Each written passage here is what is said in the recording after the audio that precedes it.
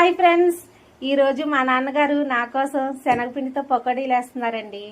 అందులో ఏమేమి వేసారంటే ఉల్లిపాయ, పచ్చిమిర్చి, కరివేపాకు, అల్లం, కొంచెం కొత్తిమీర, శనగపిండి, వరిపిండి వేసారండి. చూడండి ఎంత బాగా కలుపుతున్నారో. కొంచెం ఆయిల్ కూడా వేసారండి, బాగా గుల్లగా వస్తుందని. మీకు పకోడీలు వేసినప్పుడు మళ్ళీ ఎలా వేస్తారో చూపిస్తాను.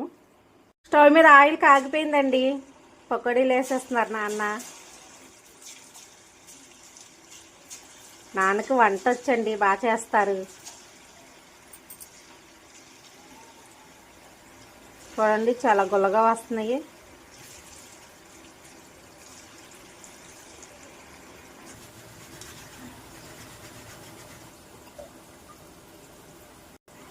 వేగిపోయినాయండి, తీసేస్తున్నారు. వేడి వేడి పకోడీ రెడీ అయిపోయిందండి. మంచి టీతో తిన్నారంటే చాలా టేస్టీగా ఉంటుందండి. టీ పకోడీ కాంబినేషన్ చాలా బాగుంటుందండి. మరి ఈరోజు మీ స్నాక్స్ ఏంటో కామెంట్ చేయండి.